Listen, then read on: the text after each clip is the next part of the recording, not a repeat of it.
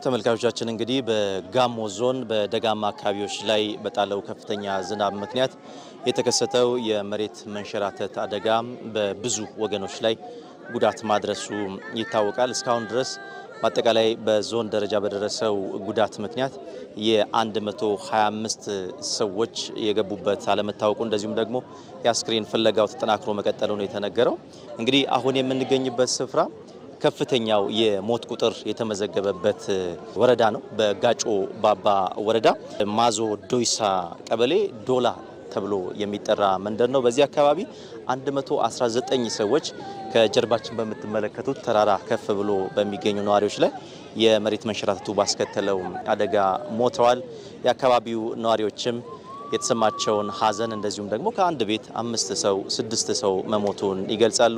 ሀዘናቸውም ጠለቅ ያለ መሆኑን ይናገራሉ። ሀዘኑ በጣም ከዚህ በፊት ምንም የሚደረገው ነገር ከዚህ በፊት ችግር ደርሶ የማዞ ዶይሳን ችግር ደርሶ አያውቅም። እንደጋጠመ ሆኖ መሬት ተገልብጦ እንግዲህ ያው ያላነሰ ህዝብ ነው ጨረሰው።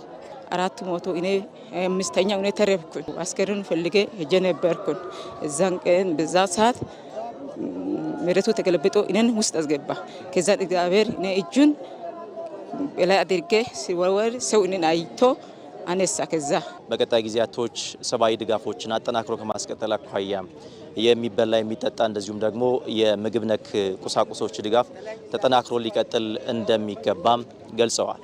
መንግስት እንደ አባት እስካሁን በጣም ክትትል እያደረገ ድጎማ እያደረገ ነው ያለው።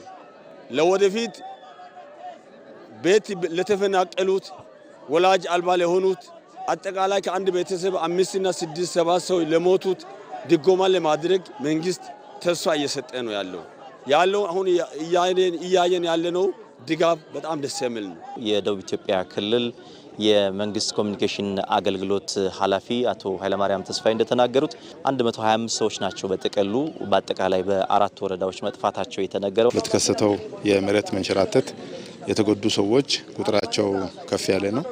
በጋሞ ዞን በ3 ወረዳዎች ችግሩ የተከሰተ ሲሆን ከነዚህ ወረዳዎች የጋጮ ባባ ወረዳ ላይ 119 ሰው በአካባቢው ላይ እስካሁን ድረስ ማግኘት አልተቻለም።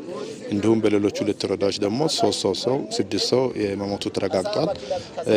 በዚህ መጋቢት 1 ላይ በተፈጠረው የመሬት መንሸራተት አደጋ በአካባቢው ላይ ተፈልጎ ሊገኙ ያልቻሉ እና በመሬት መንሸራተት ውስጥ ተቀብረው ይገኛሉ ተብለው የታሰቡ ሰዎች 125 ሰዎች ህይወት ጠፍቷል ተብሎ የሚታሰብ ሲሆን ከነዚህ ውስጥ እስካሁን 74 ሰው አስክሬን ማግኘት ተችሏል። የዘነበው ዝናብ ከፍተኛ ጉዳት አድርሶ መሬት ተንሸራቶ ዜጎቻችንን ወገኖቻችንን የቀበረበት አካባቢን እነዚህን አካባቢዎች እነዚህን ማህበረሰቦች የመታደግ ኃላፊነት ከሁላችንም የሚጠበቅ ነው የሚሆነው።